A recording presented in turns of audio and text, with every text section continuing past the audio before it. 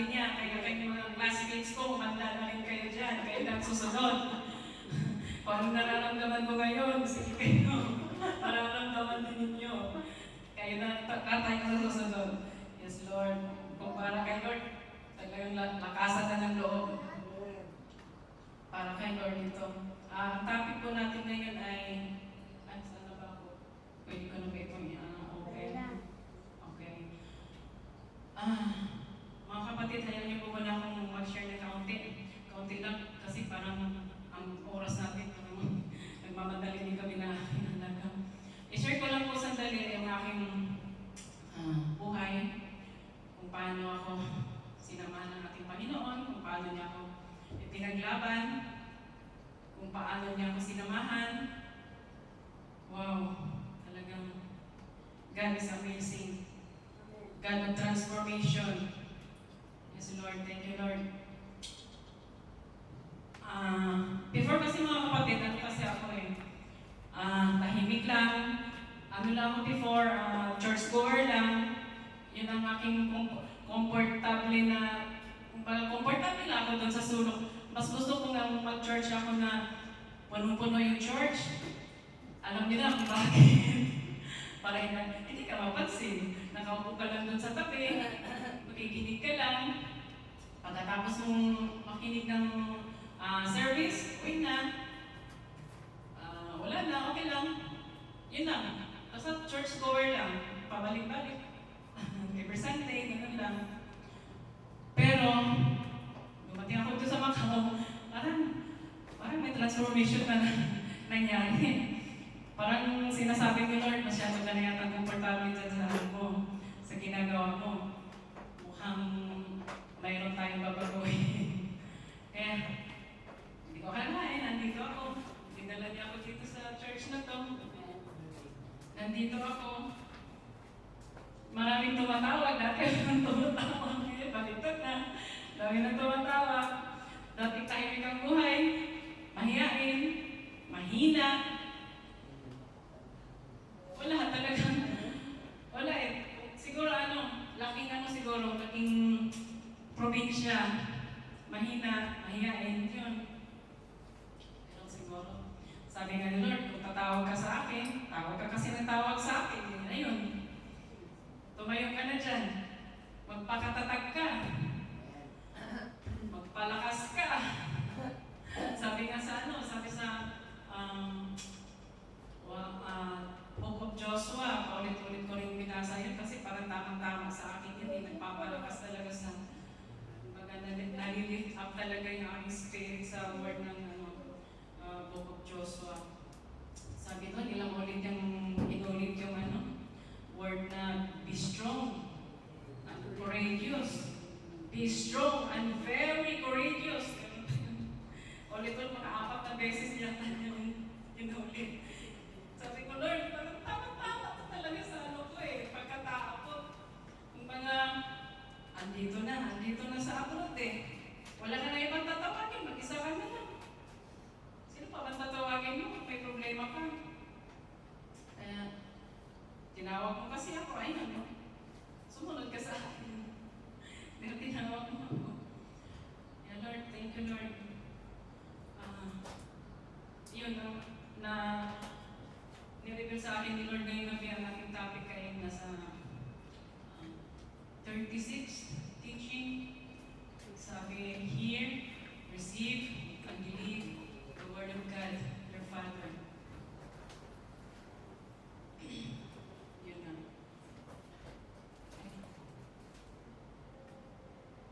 Ay. Pagkabilasan ko. Ayun na, malabo siya. Ay, ako na po. Lalapitan ko kaunti. Hindi ko nadalay namin sa lamig.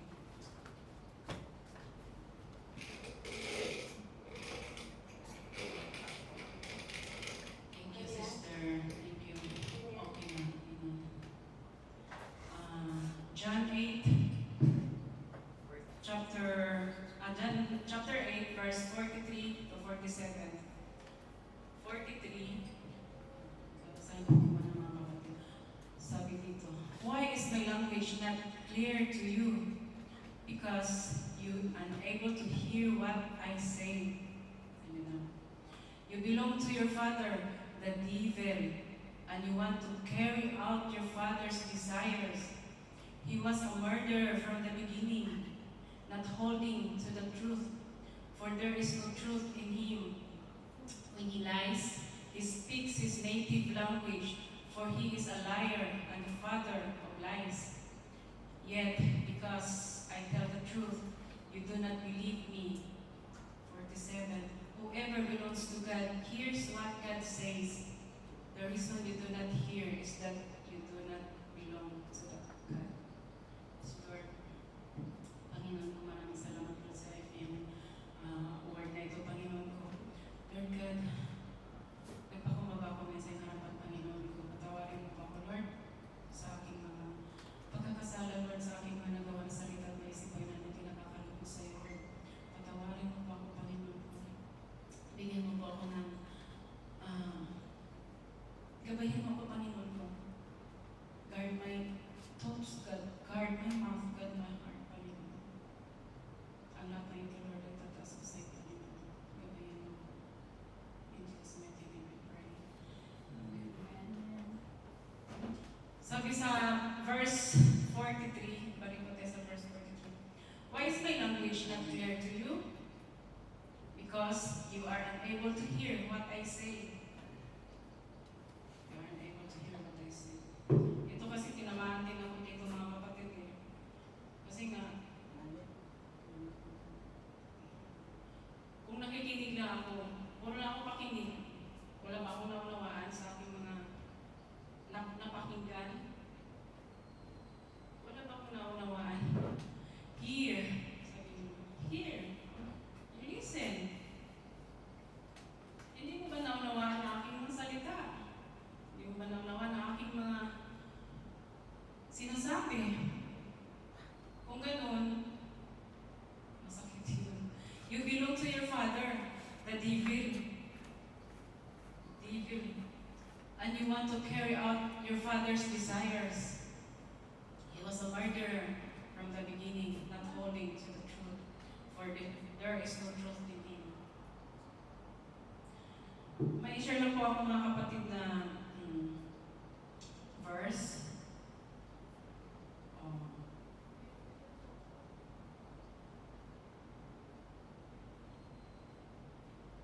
By faith. May three points po ako dito sa passage na ito. Ang una ay may faith. Sabi sa verse 47, we are God's children, not of the devil. Sa John 1:12, also confirm Jesus' word, we are God's children. Sabi naman sa Romans 10:17, so faith comes from hearing, and hearing through the word of Christ. Ibig sabihin ko, mga kapatid, aminado po talaga ako, mga kapatid, na I stand here because of my faith. Me, my faith, and Jesus. Kaya, fight ko na po ito. This is my fight, this is my battle. Nag-uumpisa na ang aking laban with my faith.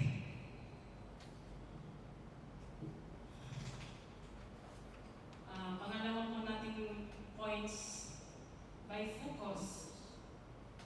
Verse 44, focus on God's word, not on the devil's lies. Focus to know more about the word of God by hearing and hearing, reading and reading. The devil knows what we do not know, and he will tempt us and will try to put us down. Totoo po yung mga kapatid, hindi tayo nakafocus sa ating Panginoon. Slight lang, wala tayong focus, mahina lang yung faith. Madali talaga tayong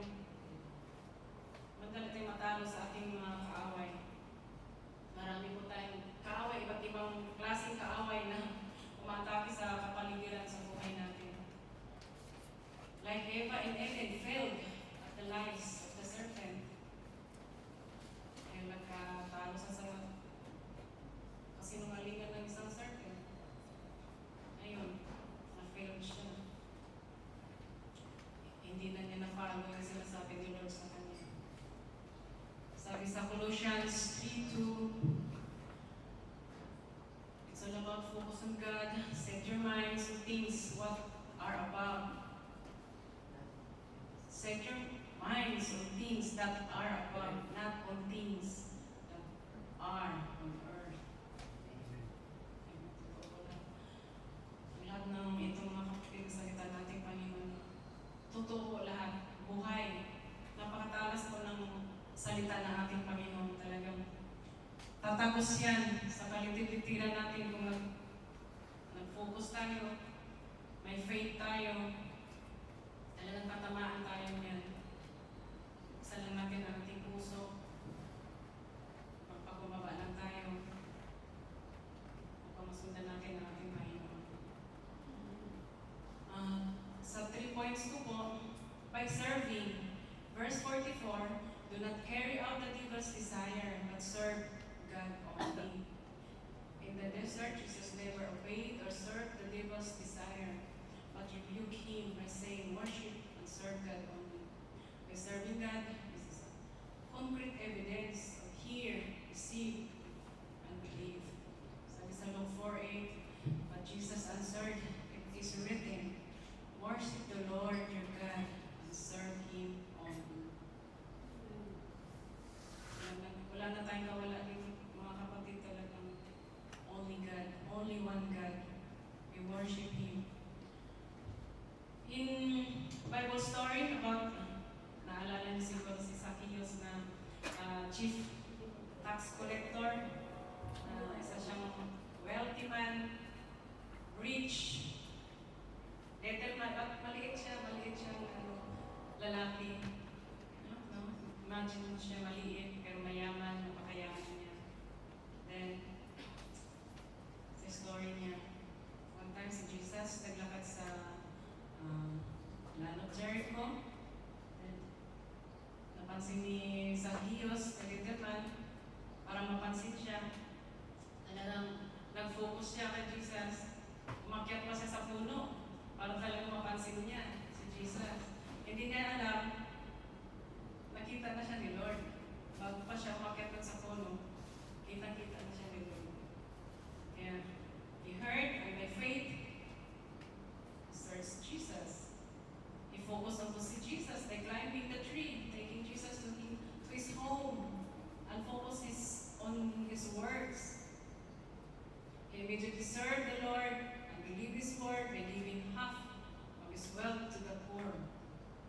Grabe ang faith. Grabe ang faith ni chief collector. Talagang handa na siyang i-give up yung kanyang kayamanan. At kung sabi pa niya, kung nagkulang pa siya, doon sa mga bigalig niya, kung mapatunayan na nandaya pa siya, kaya pa niyang ibalik 4 times kung nagkulang man siya. Ganun na ang faith niya. May faith na siya, nag-focus na siya kay Lord. Jesus said, salvation has come to His home. Kailangan talaga mga kapatid, focus lang tayo. Focus lang tayo sa ating Panginoon. Kasi sa akin, paglalaban mo talaga faith. Mahirap sumunod sa Panginoon kung faith natin ay ano-ano lang, light-light lang, talagang ituto mo na yung faith mo para. As a Christian po kasi, para sa akin po, opinion ko pa ito. So Christian na, born again Christian, ano man ang marinig natin, kung masama man, lesson ko yan. Lesson yan as a born again Christian. Take it. Kung masama yung narinig mo, kung laban sa'yo, take it. Narinig mo na eh. Yun na eh. Narinig mo na yun. Wala na tayong magawa. Yun yung narinig mo. Kung maganda yung narinig mo, take it and accept. Lesson pa rin yan. Masama, maganda. Lesson lahat po yan mga kapatid. Kasama yan sa buhay natin eh. May masama, may maganda. Yun yung nagpapatatag sa atin, sa faith natin. Talagang malakas yung faith mo. Kung Kumbaga minsan, i-ignore mo na lang. Alam mo naman kung sino lalapitan mo kung hindi maganda yung pakiramdam mo, kung nasaktan ka. Alam mo na kung sinong tatawagin mo. Sabi nga ni Lord, call me. Call me. Nakikinig lang ating Panginoon. Isurrender natin sa Kanya. Wala imposible sa ating Panginoon, mga kapatid. Lahat, kaya-kaya ni Lord. Kaya ang lahat ng yan, ma-overcome na ni Lord sa atin. What we need is to stand firm with our faith. Kaya, magtiwala lang po tayo sa ating Panginoon, mga kapatid.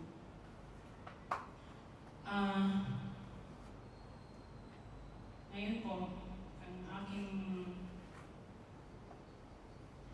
yun nga po, ang faith is a spiritual proof that things we cannot see or hear to exist are true. For example, we did not see Jesus die for us or suffer for our sins, but we know through faith that He did. But today, I will focus on this theme as the Lord lead me, that faith is assurance of our hope.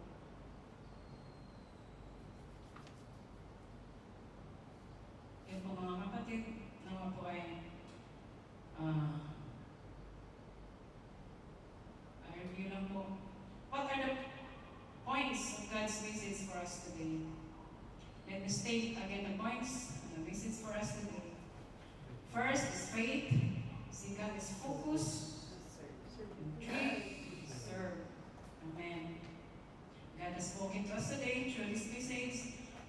Are we willing to receive and practice it? Shall we ignore or obey what we heard today? Brothers and sisters, may this God's word we heard today that remain in our hearts. For my conclusion, I am now about to end my God's message to us today, brothers and sisters. It is my wish and pray to the Lord our God who gave this message to us that we leave our gathering filled with this message today. May the love of God and peace be with us all. Remember this always. May the Spirit remind us in our daily life. This message will surely bless us, bless our family, bless our health and finances, bless our businesses, bless our works, our employers. Brothers and sisters,